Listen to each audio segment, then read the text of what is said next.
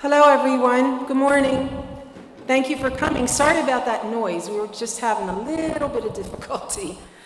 Good morning. Welcome. I'm Pauline Zimmerman. To open our program, I'd like to ask Rabbi Mark Cohn of Temple Shalom in New Milford to please say a prayer for us. Thank you, Rabbi. Good morning. Well, a little bit of a spoiler alert to my congregants who are here. The title, my sermon on Rosh Hashanah coming up on Friday night will be about, it's all about love. Or is it? There's more than just that we need in our world. The Beatles have it very right in their song, but it's more than just love. And right now we're closing off the month of Elul, which is the month that precedes Rosh Hashanah, the last month of the year. And if we take the letters, Aleph, Lamed, Vav, Lamed, it spells this month Elul, we can look at it, and has been done many times before, as that it's actually a short way of saying Ani ledodi v'dodi li. I am my beloved's and my beloved is mine. We get that from the Song of Songs. When we go to create community with one another, and I'm very much the newcomer on the block here. I just started with Temple Shalom just this past summer.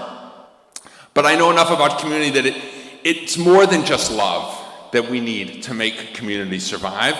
It's everyone working together, holding on to each other and understanding that the idea of love, when we meet it in the Bible, is, yes, emotional, but it's about obligation and commitment.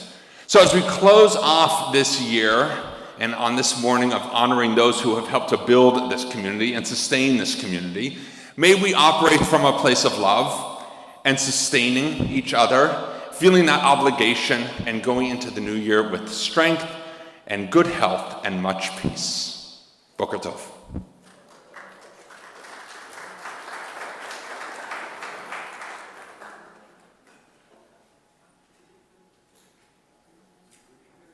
Thank you again, Rabbi, for your prayer. Good morning again.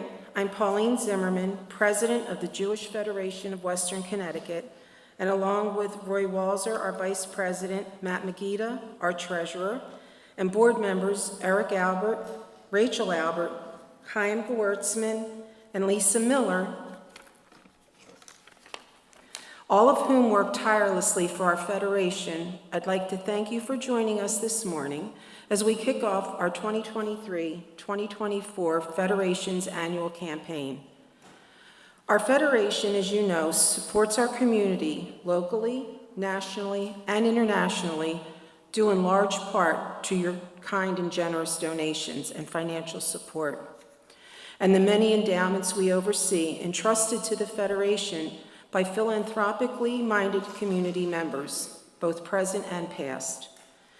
We are proud to continue our robust grant process in the form of educational grants, camperships for our younger members, and in many other areas. In a short while, I'll be introducing Roy, who's also our Grants Committee Chairperson. Roy will share with you a sampling of many grants our Federation is able to make to individuals, groups, and communities every year.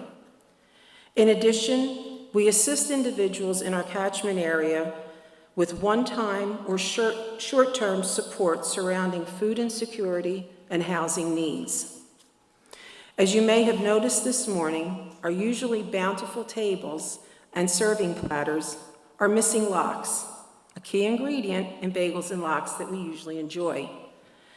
We made a conscious decision this year to do this to highlight food insecurity and keep this as a focus as we move forward this year. The monies we didn't spend today will be divided up among local food banks to help ease their clients' burdens as we move into the colder months.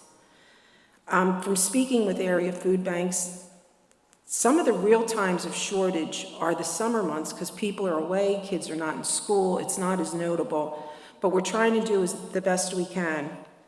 We did ask people today if you were able to bring a canned good to also share with area food banks, and thank you because that table's pretty full and we're appreciative. We thank and applaud the local synagogues and the coalition who do this in their area, especially around the high holidays. We will soon be celebrating them, Rosh Hashanah and Yom Kippur. They're times of prayer, thoughtfulness, introspection, and celebration. A lot of times it's with family and friends and big meals, and then repentance at Yom Kippur. Not everyone is able to have or share in the meals that we plan and serve with our friends and family. And by omitting the lox, we want to remind every one of us in this room that we are all just a heartbeat away from this situation. Our federation wants everyone to have an understanding of what our dollars accomplish, your dollars, where your dollars go, and how incredibly important your financial support is. Donor contributions to the Federation take many forms. You may see them on a pledge card on your table. They may be a yearly pledge. They may be a yearly pledge that you contribute to monthly. People have donated stocks, and many people have recognized us through their estate planning. These are just a few ways that this can happen. We want everyone to leave here, to feel good about making the Federation a priority when you consider your philanthropic planning, both now and in the future. We want to thank you so much for considering the Federation. Following our guest speaker, Alan Rosenstock, we will be announcing our 2023 Sylvia and Burton Habonim Award recipients. We do have quite a few. It's very encouraging. This award is named after Bert and Sylvia of blessed memory to honor their memory and their love of our community. It's evident everywhere we are. I am pleased to shortly introduce Eric Albert, their son, a Federation board member, who is best able to speak about his loving parents. Unfortunately, Eric's siblings, Jonathan and Debbie, are unable to be with us this morning. We thank you for your support, and we wish you Lashana Tova and an easy fast. At this point, I'd love to introduce and call up Lisa Miller. She's one of our board members, and she's the programming co-chair, who will introduce our guest speaker. Thank you, Lisa.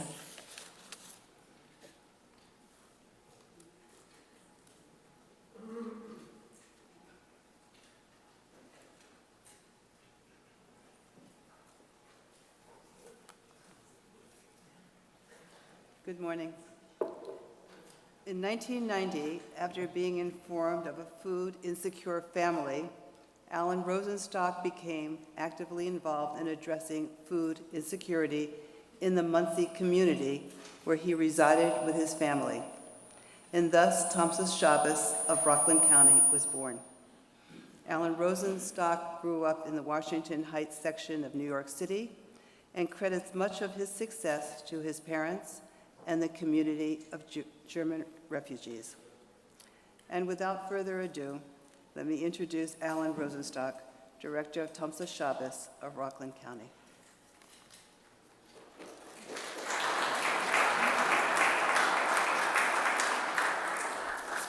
Thank you.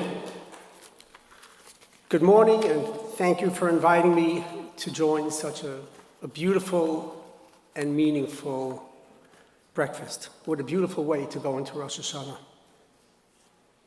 About 6 weeks ago, Lisa Miller called me up and asked me if I could come up here to speak. I'd like to place that request in perspective. I have, thank God, 9 children and more than 30 grandchildren. And so I asked Lisa, I said, are you suggesting I can get up and speak without being interrupted? And she said, yes. I said, well, how much do I have to pay? I'm pleased to join an event that's going to focus on food insecurity. The words pass the lips too quickly. I recently got a phone call from a nephew of mine in Israel, Benjamin David, and he said, I get it. I said, what do you get? He was shopping at a small Marcolet, small supermarket in Israel, and there was some flaw, some system, they couldn't take credit cards. And they said, just come back and pay tomorrow. He said, I can't do it. And he put everything back on the shelf. Someone saw him and said, can I pay for you? And he said, no, it's all right. He was so embarrassed, he ran out. And he said, I never realized, I know what we do. He's a volunteer with us, but I never felt it before.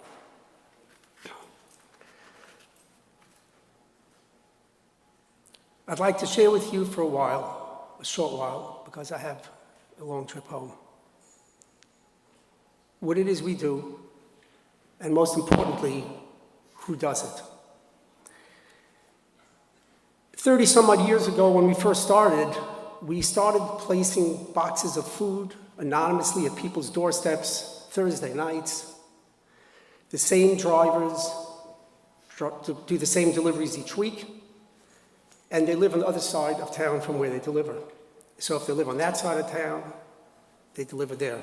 So they know where to deliver, but they don't know to whom they're delivering. They're clueless. They know you go to a back door, you leave the box there, go away, have no idea who they deliver to. And we felt like heroes. It got bigger and bigger. At this point, there must be close to 500 deliveries, sadly, every week. And then we realized that's just putting your finger in the dike. That's a temporary fix. And we started doing job placement. Slowly, one by one, we started to see if we could find them a better job. Maimonides cites us as the highest level of tzedakah. And in doing so, we found so many people who are undereducated. I remember, I go from shul to shul Shabbos morning and I speak, and after my talk, it's inevitable. Someone says, "Can I talk to you privately?"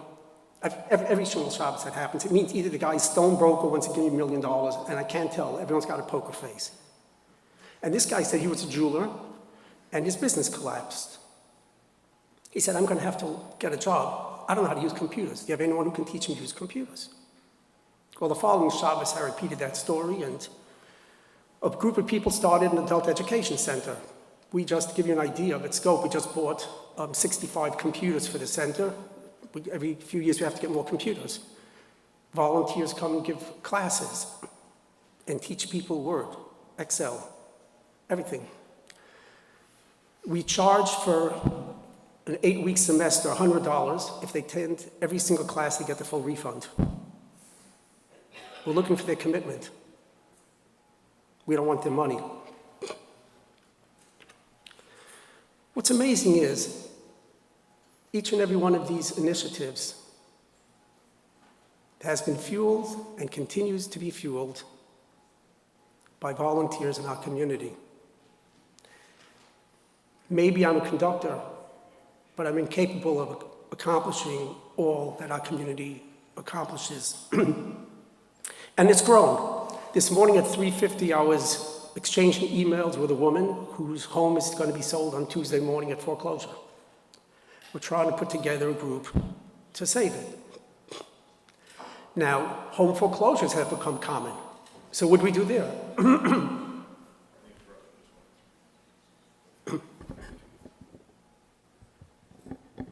Thank you. Okay, so home foreclosures have become common. So what do we do there? I don't know if we have any businessmen here. I'll give you an example. An 80-year-old couple, the home was in foreclosure. My daughter, who works at a real estate office, informed me that the house was about to go up for sale. We have a whole group now that does nothing but home foreclosures. What we did on that case is we put the guy in bankruptcy, it stops the sale.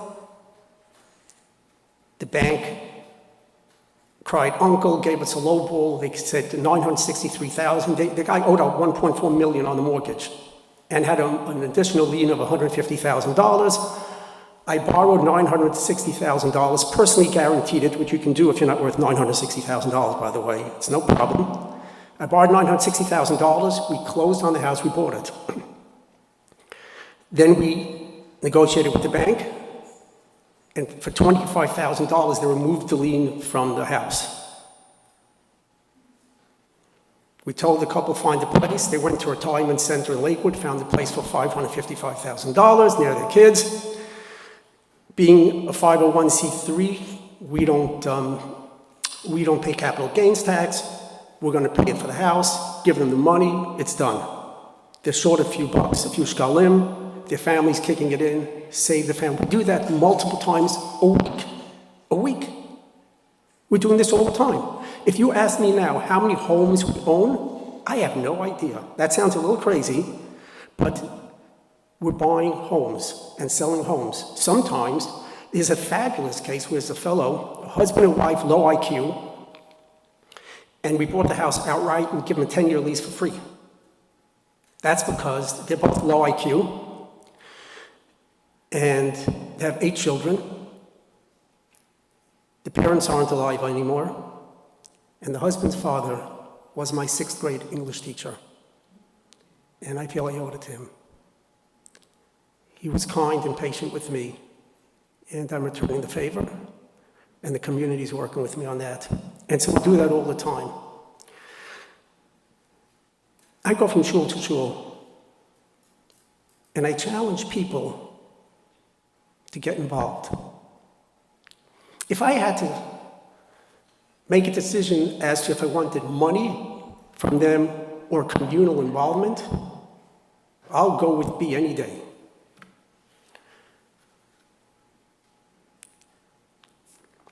Elderly couple, low IQ, another one, he's very low, no children, different house. Their house was up for foreclosure. The guy turned to a friend and said, "What do I do?" The fellow said, "I'll take care of it." He raised 40-some odd thousand to reinstate the mortgage. And then on October 18th, the house sold. How's that possible? He didn't know there was a second mortgage. 2 Italians bought it. We bought it back from the Italians, giving them a $300,000 profit, and then offered this elderly couple they could live there for the rest of their lives for free, or we'll flip the house and give them a profit. In the meantime, she got sick. I mean, it's a horrible story. Her leg was amputated, then she died. It's a horrible story. While we sold the house, they made the decision, which was, it's very interesting, being low IQ, they couldn't make decisions. So we had to find other people to help them make decisions. We sold the house. During Shiva, we closed. You can do that because we owned it, they didn't own it. And we bought them a place in Jersey, a condo. What makes that story so remarkable? I had nothing to do with that. When I got to a shul and I challenged people to get involved, there's a guy who owns a tile business. And he said, if Rosenstock can do it, I can do it as well. It's not about me. Each and every one of us has the opportunity to do something with ourselves. We kind of sell ourselves short, don't we? We all think they do big things, we can't. There's no one less qualified than myself. But I'm watching people rise to the occasion. I came here not to deliver a monologue, but to dialogue with you, to assure you that everything that we're doing, you can do as well. I came here to partner with you. I want to know how we can work together. If there are food insecurities here, money is fungible. The people are behind in the mortgages, they're behind in the school tuitions, they're behind in the utilities. A doctor just passed away at the age of 60. Everyone knew he was very wealthy, except people have a habit of speaking to me privately. On Friday, I ran to a utility and I paid. They were about to be shut off. They owed more than $2,000 in back utilities. They have no money for food, there's no money, and there's no life insurance. The doctor died. So this happens all the time. And each one represents an opportunity for greatness. It's what we do with it. I want to know how we can work together. I can offer you the team that we have put together to encourage you in any way you can, in any way we can, to partner with you. Right now, while I'm here, there's something called Chodesh Food Outlet taking place in our warehouse. That's where we turn since we by trailer loads, we buy huge quantities. Our budget, incidentally, is more than $10 million a year. Since we're that big, we can go ahead and offer the savings to the average person. Everyone knows we're there to help the lowest tier, the lowest rung on the financial ladder. But how about everyone else who's juggling? How many people, how many members of our community are juggling credit cards, and they can't manage. So we turn our warehouse into a Costco-type operation. I always joke that Costco keeps opening more and more locations to compete with us, but they cannot compete. But people go with these big U-boats and they buy everything. We have kosher chickens by the case, crazy prices. We have 10 checkouts. Every single person in that warehouse is a volunteer. The whole thing is run by volunteers. You can go right now down to the warehouse. It's the most amazing thing. Today we have approximately, I think it's 800 families shopping there. And we're not going to make one penny. We've actually taken it to the next level because all 10 checkouts work off one server. So many families are too embarrassed, given their position, they can't get a box delivery of food. So we place a credit on their account. So when they check out, the bill is reduced by the average today. I know there are about 255 families who are school teachers, mowers, rebbe's, they $700 credit on their account, each. And all this is done with volunteers. The people who are running it, the fellow who runs the operation is a mortgage banker. The fellow who runs the front-end checkout is an IT fellow. It's all just regular people. And the fellow who's going to be driving the forklift is a drummer, professional drummer. That's who's running that. And then all the checkouts. So we'll have maybe 20, 25 volunteers running this huge operation today. When you leave here, you're going to have to ask yourself, what can I do? Inspiration doesn't last long, does it? I can assure you that you can do it. The rabbi who just spoke so beautifully I don't know where the Gemara is, a famous Talmudic passage that says, if Alan Rosenstock can do it, anyone can do it. You know where that, I have no idea, but it's there. I recently was impressed. This goes back to Purim. This past Purim, a boy named Yoni Maitalka. He had just learned to play the violin maybe 3-4 months beforehand. And he didn't know how to play much. His parents said, why don't you play and raise some money for Tomchei Shabbos? He was nervous as all get out. He finally got the guts up and he played the violin. And people gave him money, he raised a couple $100.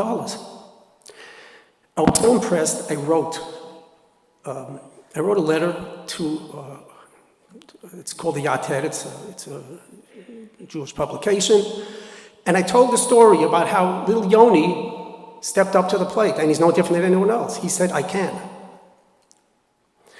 A few weeks later, 2 12th grade girls came to called up, asked for an appointment, they came to my office and they delivered $1,300. I said, what's that from? Oh, we started some dance club, whatever. And we got the idea from reading that letter. If a 4th grader can raise money, what can we do? I said, you two are heroes. You can walk out here feeling like heroes and you'll be great. Maybe you can take it to the next level. I told him about a dysfunctional family. It's horrible to even say the words pass too fast. It's a family, single parent, who, by the way, is battling cancer now. The home was just sold in foreclosure. The stories are crazy, but the kids did not go to school for a full year. They were working in an ice cream shop. Little kids. It was hard dysfunction, complete dysfunction. I said, you could be a big sister to that 8th grade girl. This is your choice. Think hard. Sit in my office as long as you like. But inspiration only lasts so long. When you walk out of here, you can continue the journey, or you can say, wow, I've raised $1,300. And they continued the journey. And they got involved. And they made a difference. And they gave a girl hope. Not everything is about money, but everything is about involvement. I remember a story. I hadn't planned on telling this, but before I speak, I always say it's Phil Sederich. I can get lost. Tomchei Shabbos operates out of industrial park. When we do our distribution for Passover, it's a huge thing. We have 4 forklift operators. Everything's flying, trailers coming and going. We can go in the day, we'll go through $1.5 million of food. It's a huge operation. I just placed an order for matzahs now, more than 15,000 pounds of hand shmur matzahs. They say never go shopping when you're hungry, by the way. Another story. In any case, I felt we disturbed Industrial Park an awful lot. So after we had that distribution, I went to some of the other unit owners and I apologized if we disturbed them in any way, even though we do it on a Sunday. And I remember the conversation with one of those people. He's a Greek. And he said, when I first came from Greece, my friends and I were so close. We clung to each other. The day you did that operation, I couldn't work. I was glued to my window, just looking out at all you Jewish people. And I said, how do you do it? What is the secret to you people keeping together?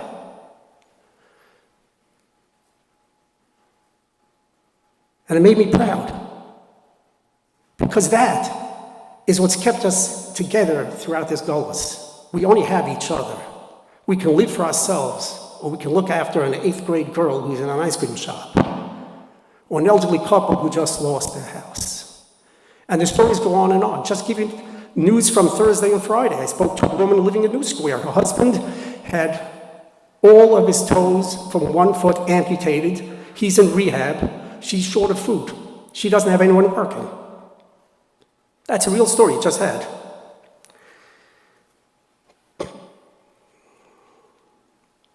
So it starts with food insecurity, but then it travels, and it depends where you take it. I'd like to know how we can work together. I'd like to share with you, let's see what other thoughts I had here this morning at the crazy hour. By the way, I spoke in the girls' school, the 12th grade girls who got involved. And before I spoke in that school, I called up the newspaper and I asked what how many subscriptions they have. That goes out to 20,000 people. I said, why is it that 19,998 people read it and said, nice story, and turned the page? I feel bad for those people, but that's a story. I'd like to share a story with you that's made a significant impact upon me. The story goes back some time. I got a phone call from the principal of a girls' school.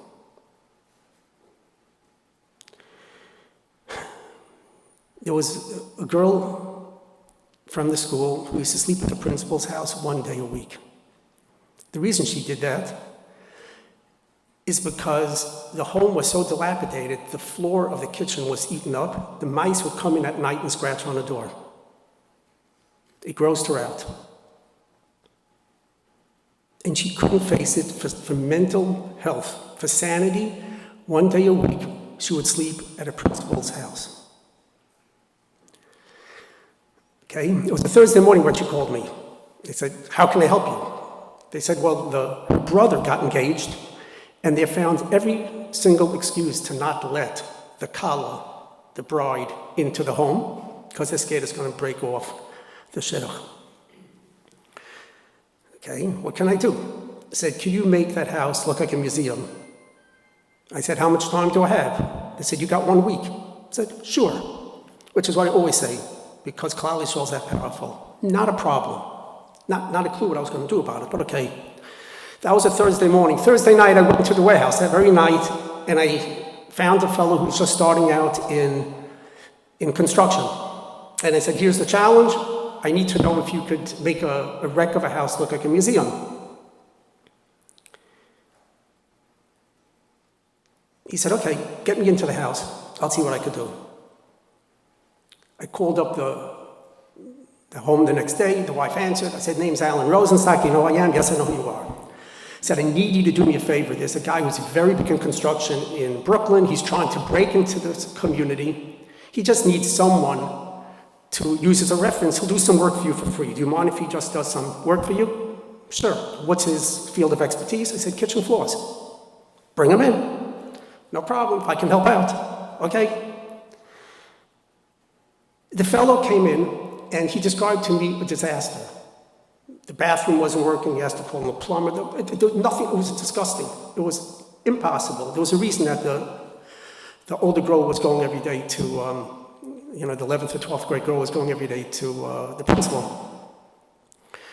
It took 1 week, and he turned that place around. In fact, one good lie deserves the next. He called up the owner and said, I can't believe it, these idiots delivered to Brooklyn one refrigerator too many. It'll cost me too much money to return. Can I just leave it for you? Okay, bring it in, because they didn't have a working refrigerator. And he rebuilt the house. Next Friday afternoon, it was over, gone, beautiful, functional bathroom, functional kitchen, floors all fixed up, perfect. What makes that story so remarkable? I remember that Thursday night as if it was yesterday. That builder was not the first builder I approached. I first went to a guy who was highly successful, has crews all over the place, puts up mansions, he is the it.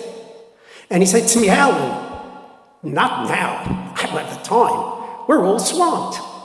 No problem. I went to the other guy, who was just starting out, and he took the challenge. That fellow was given an opportunity for greatness. But he was too self-centered, he was focused on his business, and he didn't grab an opportunity that was afforded to him. Each and every one of us is granted opportunities for greatness every day. We can save a house, we can save a family, we can provide food, we can provide comfort, or we can let it go, but someone else is going to take it. And you're going to have to decide before you leave this room which of those two you're going to be. The person who I feel worst for in that story is that first builder. He lost an opportunity for greatness that was his for taking. But he was too focused on his own business. This afternoon, which is why I'm going to keep it brief, I have an engagement party for my daughter back home. First of all, you're all welcome back.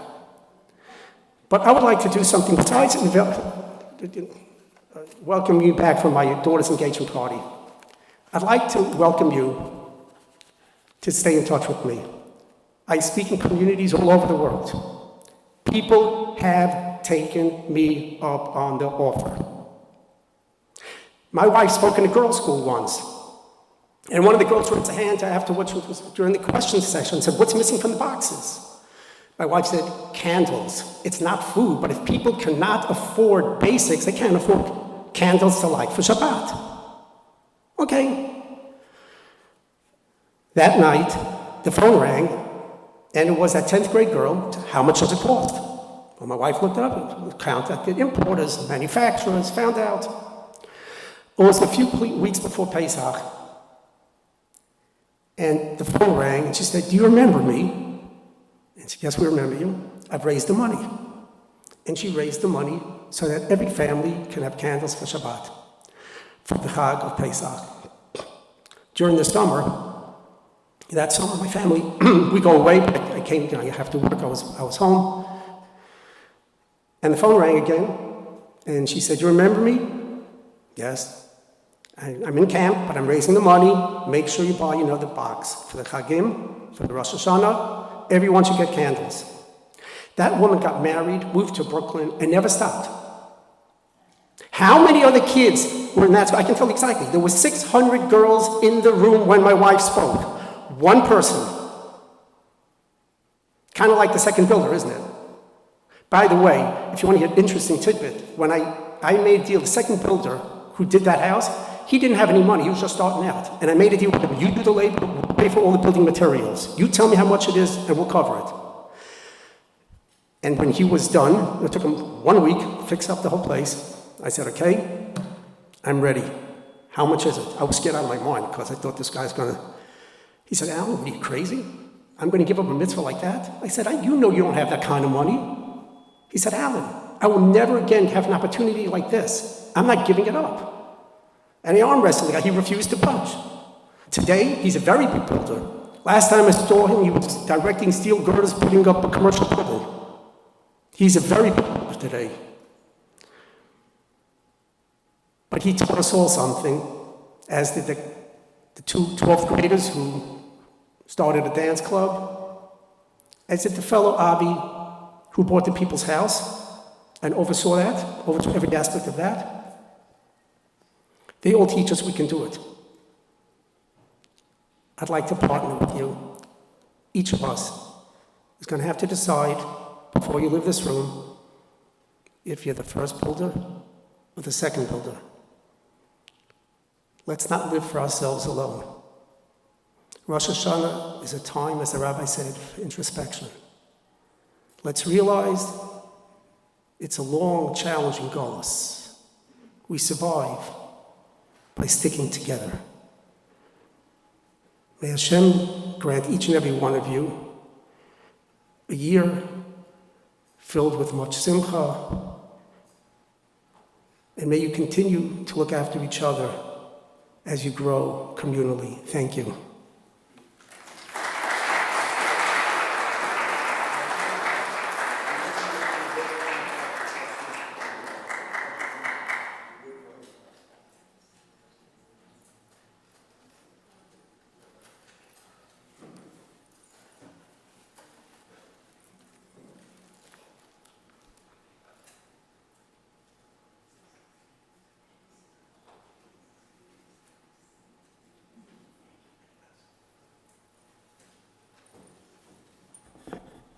Thank you. That was so inspiring.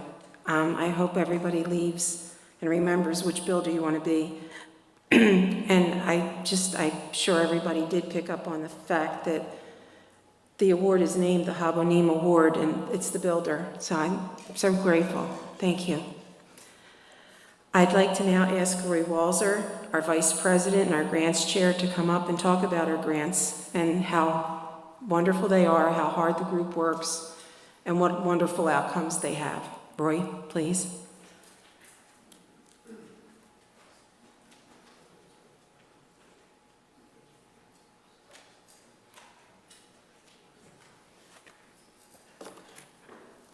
Still morning, so good morning. I'd like to say a few words about how the grants function in your federation works.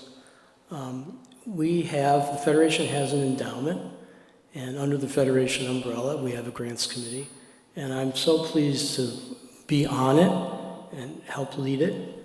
It's a diligent, dedicated group of people, and I'm very gratified to be able to participate. A few years ago, the committee realized that our local focus was a little unfocused. We made our normal grants for Jewish values and services, both in the United States and in Israel and overseas, and those related to campership, scholarships for study both at secondary and college level, travel and study to Israel, support for various medical and underprivileged organizations, both here and in Israel. But our local cadre of grants was a little unfocused. We did not have an organized way to address that sector. And of course, part of our values is to participate in the local community, irrespective of religion or location. We have a very large geography. We're all the way from Waterbury to Danbury, and from Newtown all the way to the Massachusetts border. And so our communities are distributed and really unlike each other. And we began to realize that food insecurity was a hidden sort of problem in all of these communities, both for seniors, for younger people, and regular working people. So we decided to elevate that value and incorporate it into our more directly and with more dollars into our annual grants making program.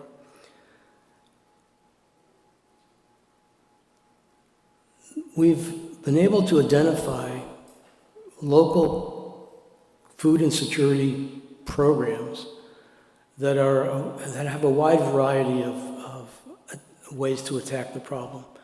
There are food distribution, there are Meals on Wheels, there are canteens food banks which allow people to come and select. Each community has developed a solution for its own situation, and we've been able to address the food insecurity issue in the various communities in the way that they have designed. So that now we are annually making grants to address this problem for over $40,000. And I know that that'll continue. The committee is very dedicated to this problem, which is unseen but very serious, as you've heard. So, thank you.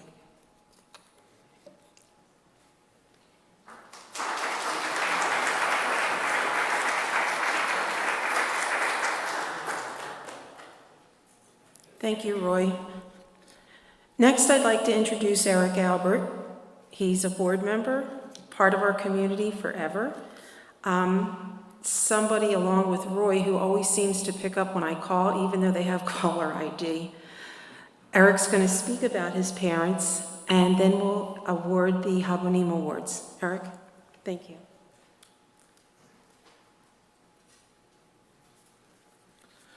Thank you, Pauline. Good morning, all. I'm honored to be here this morning.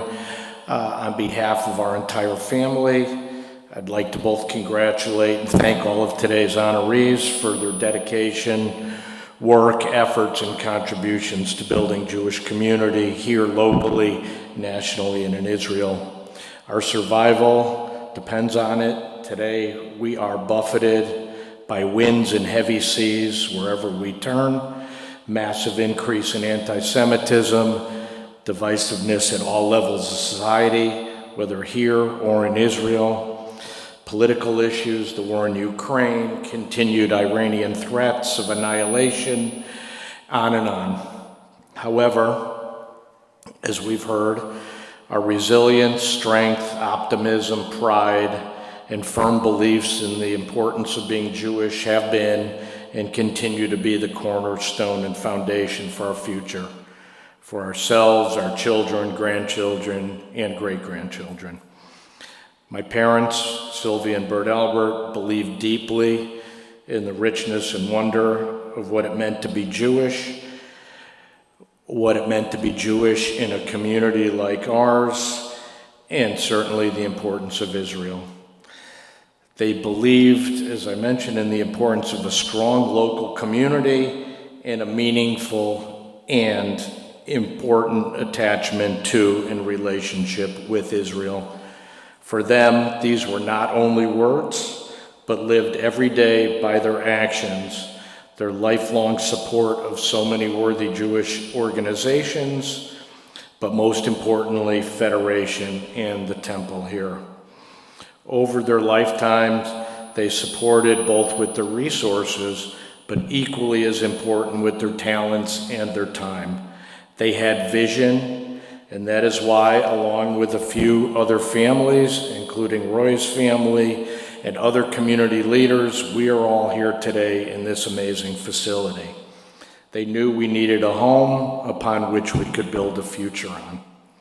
So to all of today's honorees, thank you for all you do to build Jewish continuity and community, and thank you for your support of Federation. Mazel Tov, Yesher Koach, and Am Yisrael Chai. Thank you.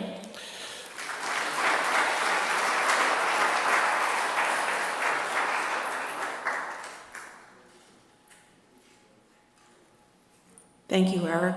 Parents would be proud. So the next portion is the actual Habonim Awards. The first one is Rabbi Green, and I believe that's via video. But our honoree is Carolyn Setlow. Carolyn, do you want to come up and watch it with us?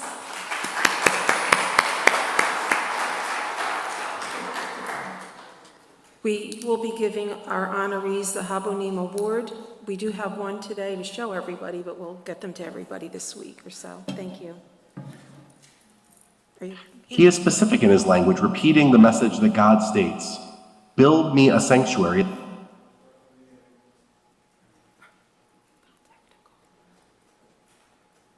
My name is Rabbi James Green, and I have the privilege of serving the Greater Washington Coalition for Jewish Life. This Chavurah, decades old, is a tightly woven community that shares learning, worship, and social action moments together throughout the year.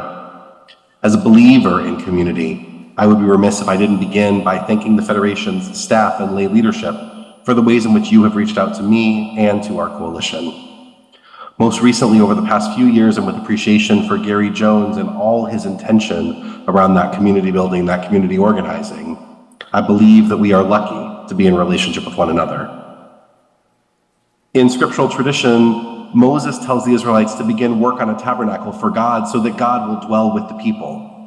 He is specific in his language, repeating the message that God states, "Build me a sanctuary that I may dwell with them." It doesn't say to dwell in it, it says dwell with them. When thinking of how we act in service of the greater community, this might be an interesting place for us to begin. The great sages of Jewish tradition held up the building of the tabernacle as the paradigm for all human labor. The understanding of what we can accomplish when we start from a place of considering service to the greater community, and understand that that is how we build a place for the divine to dwell in the world. I have been touched by how personally driven Carolyn Setlow is to this vision of interconnectedness. She sees the value of pursuing justice and cultivating resilience as central to the Jewish mission, and she encourages others to do the same.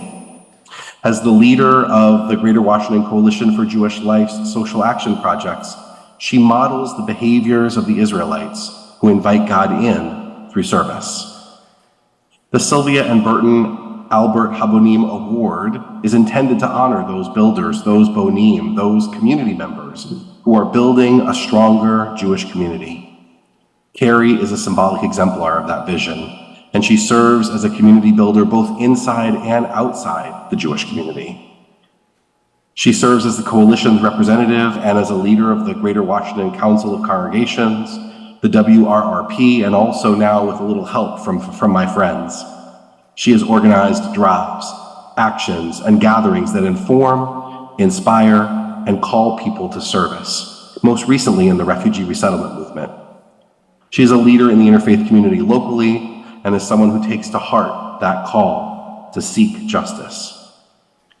When the stonemasons were building the temple in Jerusalem, we are told that the cornerstone was originally discarded, only to be placed as the final piece that holds the entirety together. Evan ma'asu habonim haita larosh pina. Carrie is the builder who seeks out those cornerstones who might otherwise have been discarded. And our community is stronger, more loving, and more just because of her thoughtful and dedicated volunteerism. Mazal Tov and Siman Tov. Good fortune that Carrie is doing this work, and it is a good sign that we have people of her merit inside the Jewish community here in Western Connecticut. Thank you so much. Congratulations. That was beautiful. Thank you. Absolutely. Well, I wish I could thank Rabbi Green for those magnificent words. I'm moved. I'm in good company, though, I should tell you, because I have sitting here 3 prior honorees who are members of the Jewish Coalition. We have Marion Dar, Lois Shine, and also Kathy Marks. And I think it's just an example that we really do function as a community. We sort of rotate, I guess, in terms of leadership roles, but we're all in this together. And we've got almost 2 tables of supporters here, which I appreciate. My great gratitude, I should tell you, is like Eric's, is to my father, Herbert Setlow, and I guess it's in your DNA, this sense of community. And it's not so much that I want to be recognized for what I do. I think more importantly, it's to send the message to all of us that there is so much to be done, and frankly, it's in part a selfish endeavor. There's nothing more fulfilling in my life than the work that I have the opportunity to do in the community, and I think that we all have to do. So for that, I thank you for this recognition. Thank you, Pauline.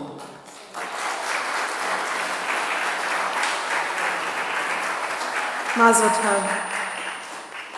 Next, there's another video presentation, Cantor Lila Sugarman. The awardee is Howard Altman, and Cantor Penny Kessler will be here to present it.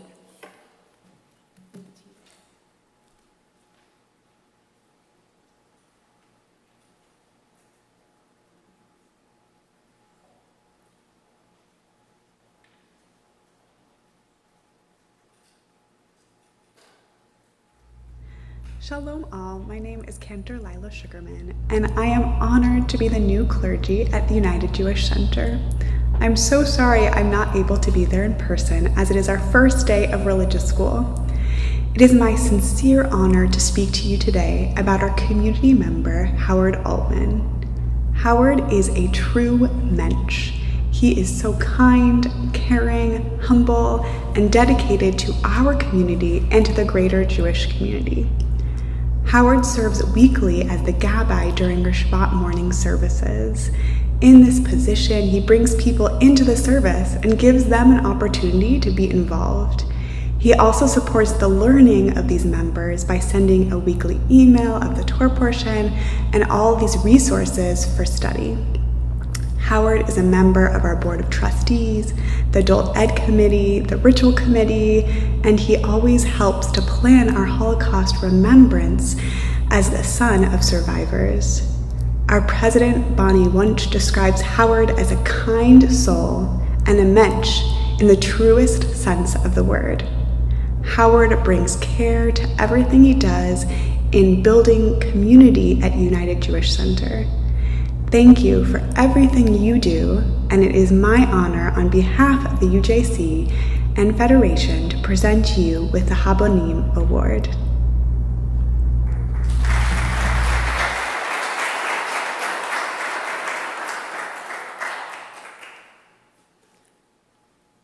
So I'm truly honored to be given this award.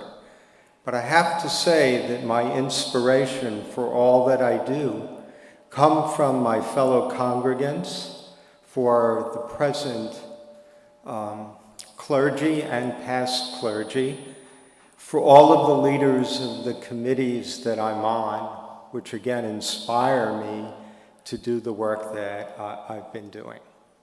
And of course, there's the inspiration of my mom, a Holocaust survivor, who in her late 90s is still speaking to students about what she's gone through in the Shoah and how they could become better persons by learning from her. Thank you all. Again, I am very much honored to receive this award.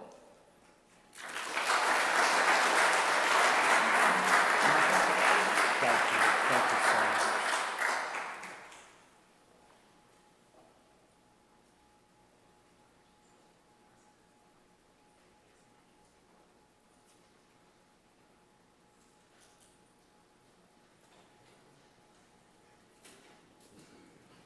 Thank you and congratulations. Next, I'd like to ask to please come up Rabbi Polikoff from B'nai Israel, Patty Berkowitz, our president, and the honoree is David Augenbrand.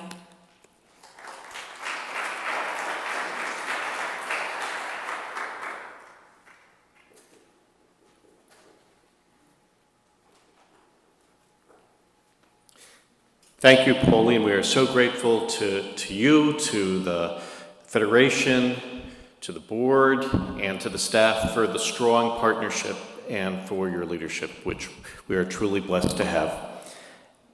As a dedicated student of Torah, a Shabbat morning regular here, different part of our building in our Zoom room, and before that, a Sunday morning regular in our adult education offerings, David knows that we learn in order to do, that knowledge is to be applied for how it can benefit us, particularly within our relationships with others. David appreciates that our texts summon us to live within community, within a vanguard dedicated to sustaining Jewish values and identity.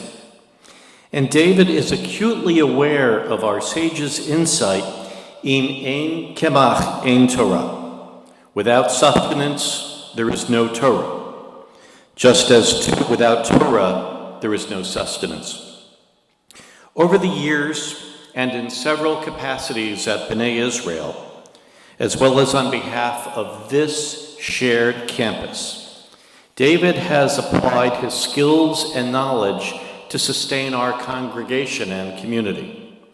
Patty Berkowitz, our president, along with our executive committee and board and entire congregation, are deeply grateful to David for his tenure as synagogue treasurer and for stepping in to be the LLC treasurer of this shared campus.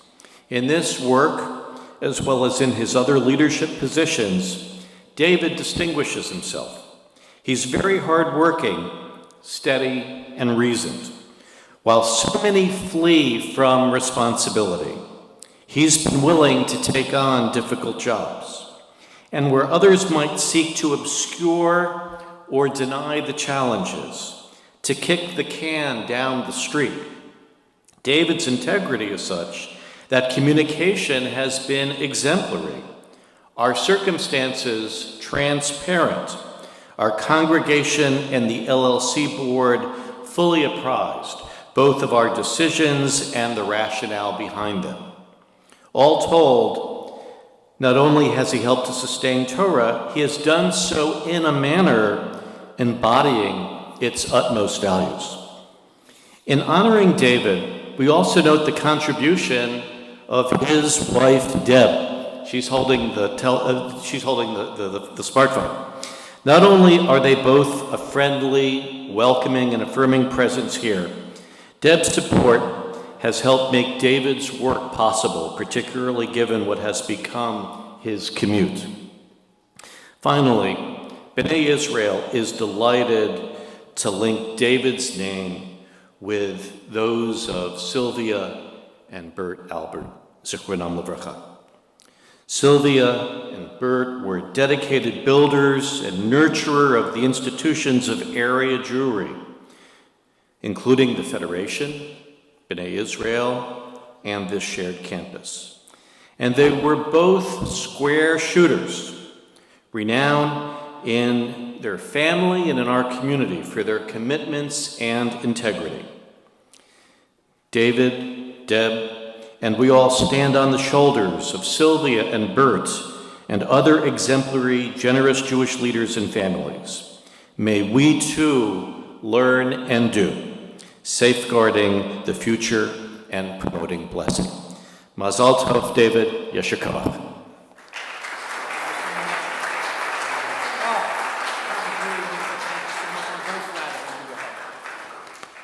Well, listen, very flattered, make no mistake about it, to be associated with Burton and Sylvia Albert, be given this award. So thank you very much, and thank the whole community to finding me worthy for that. But I would be remiss if I didn't remark that really the thanks is from me to all of you in leadership, because my involvement here and my opportunity to give has been a very personally enriching experience. So really, as much as you're presenting me with the honor, I also see this as an opportunity to be sure that I communicate to all of you here that it was best for me. It made me a better person, and step up my game of a member of the community and live up to the Jewish values that I am associated with. So thank you for that opportunity, and it really is a once-in-a-lifetime thing, and I guess you're telling me I in some small way I've lived up to it. So thank you very much for that very satisfying reflection of what I've done over the years. Thank you all.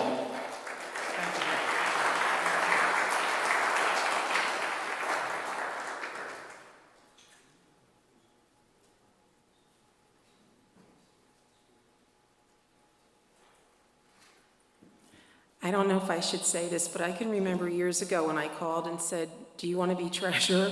"Oh, it's a nothing job, it's 5 minutes. I don't know, you didn't believe me, I don't know.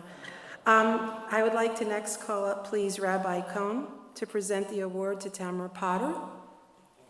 Thank you.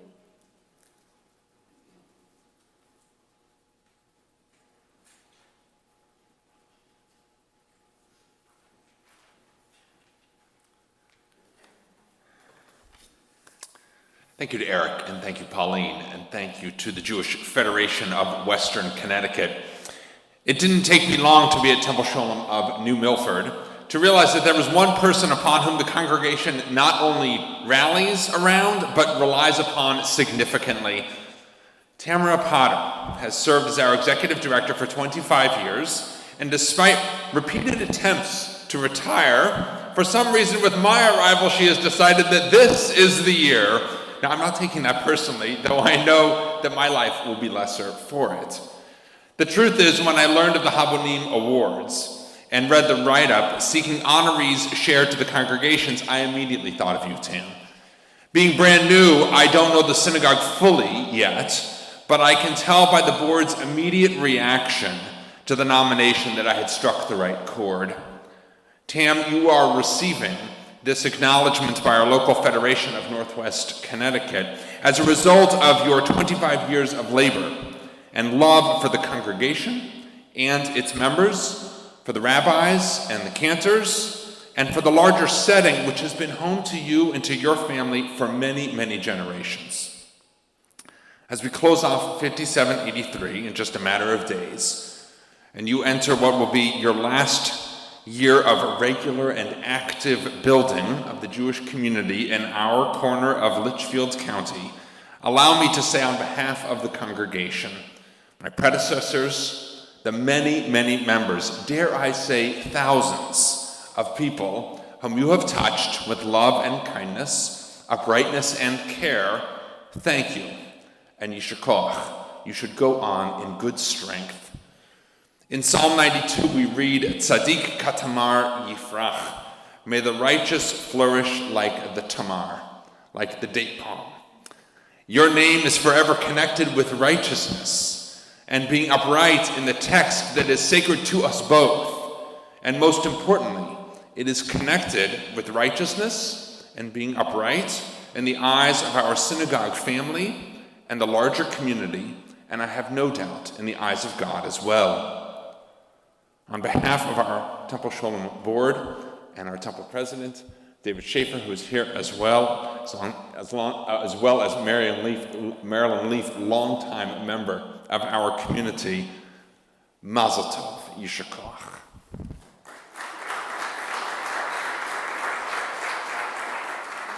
I'll just say a few words.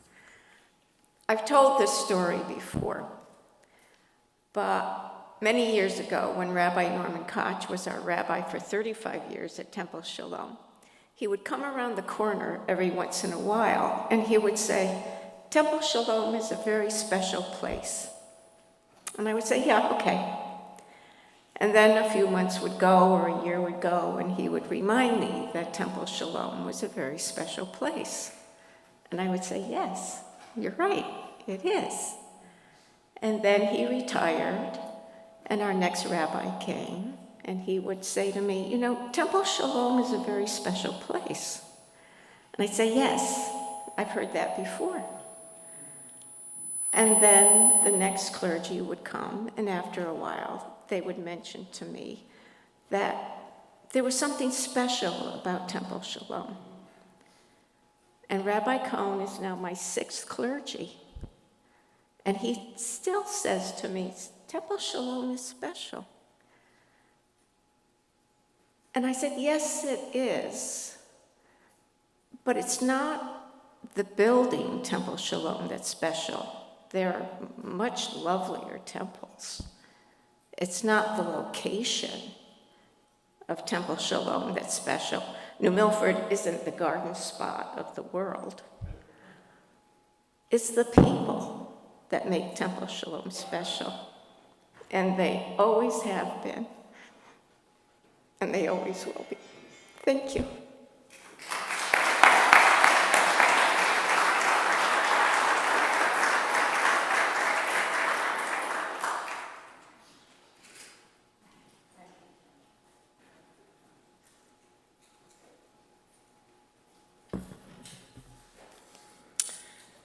So I'm really honored to present the next award. I'd like to call up Mrs. Ita Selengut from the Beis Yaakov.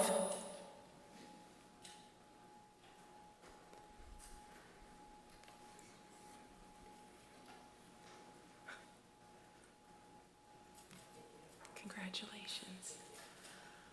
Mrs. Selengut, Ida, is the principal of Beis Yaakov, and when I first met you, it was in a building that they were literally bursting at the seams, and I walked in, and the girls were just so happy. They were in the halls, they were happy, they popped into her office. It was amazing. Then they moved into their new facility, bigger, better. But again, the girls were so happy. They're singing in the halls, they're skipping down the lane. It was just amazing.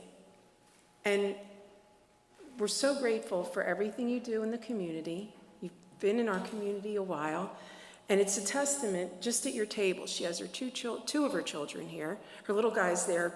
I don't know if he's taping it or playing. And her daughter, a current employee, Esty, a former employee, more members of her community. So I can't think of anybody more deserving. And congratulations, Mazel Tov. Thank you. Thank you so much. It's really an honor and a privilege to be here. And it's also a tremendous responsibility. We see what we do from starting our small girls' high school about 10 years ago with 4 students. We started school last week with 86 students. And we see it as a tremendous privilege and also tremendous responsibility. That's what education is. And this award is not an award that's coming to me. It's coming to me as a leader of a team. We have a whole team. We have so many different people that are involved in building the school, in running the school, and making sure that we are meeting the diverse needs of the students in our school. We are also so deeply appreciative to our community. So many different people are involved, whether it's in the teaching, in the education, in the management. It takes a village to build a school. It takes a village to build a child. It truly does. So thank you all for all of your involvement. I'm seeing Mrs. Miller here, who's been involved literally from day one, right? Rabbi Carr, Rabbi Kaufman, I see some parents here. I see a former alumnus here, some coworkers. It's really, really a tremendous opportunity for us. We're so grateful for what we've been given so far, and we're looking forward to continue to educate, to bring our students closer to Hashem, to God, and to make a tremendous difference in this world. Thank you.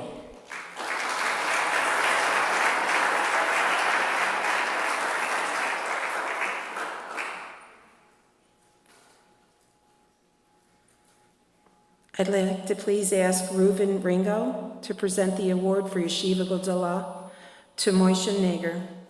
Thank you.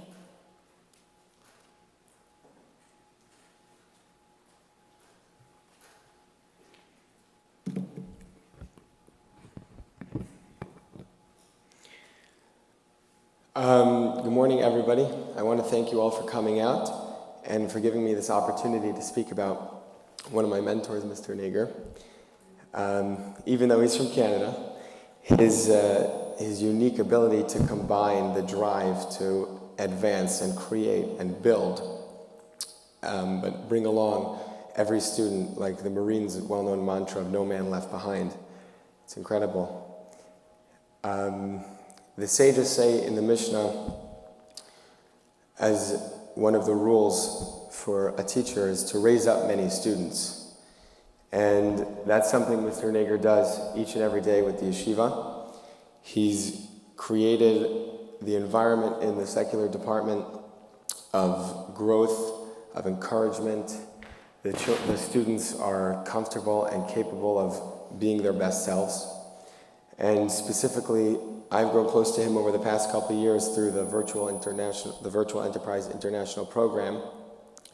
It's a business class where, with no real-world ramifications, we can take risks and we can get relationships with other people in the business world. We can learn how to draft resumes, job applications, real life experience that sets guys up for the future.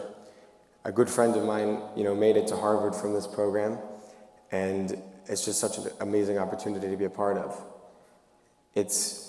I want to thank you personally for creating this program for us, because it gives me something each and every day to look forward to. It's helped me grow in my leadership ability to hone different skills that I'm going to need to advance in life. And it's just been such a privilege to get to know you. And I want to thank you on behalf of myself, the class, and the yeshiva, and the greater Federation community. And it's my honor to present you with this award, so congratulations.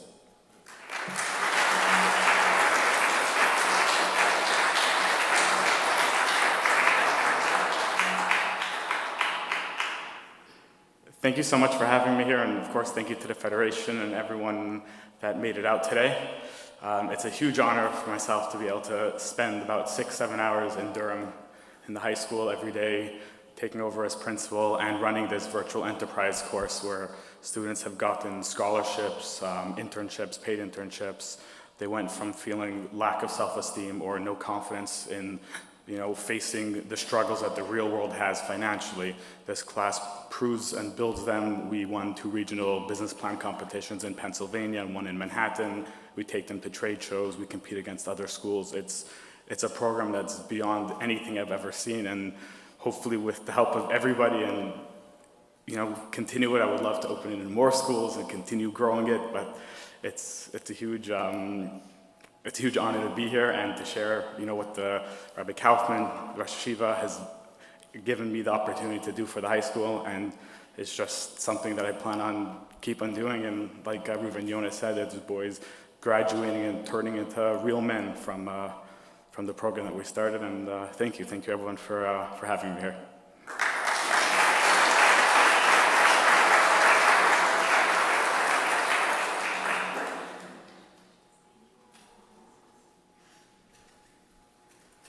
Congratulations to all our awardees. We're so proud and so happy for all of you.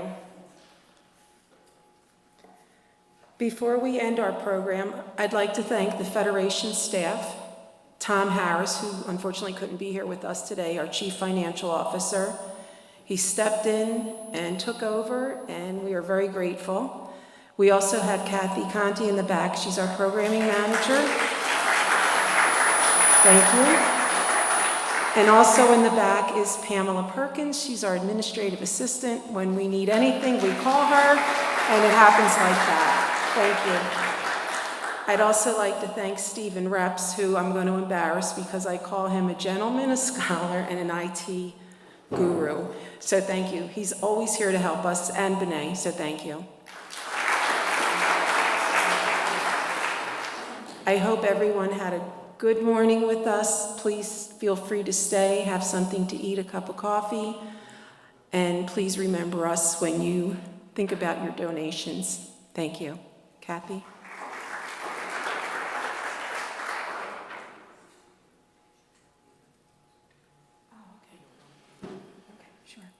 Kathy just said it would be a good idea to please ask the honorees to come up, and we'll have a photo. And the presenters, please come up. That way you can give them our single award.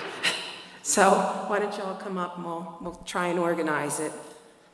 Thank you again, everyone. I really appreciate it, and so does the Federation. Okay. Kathy, you want to?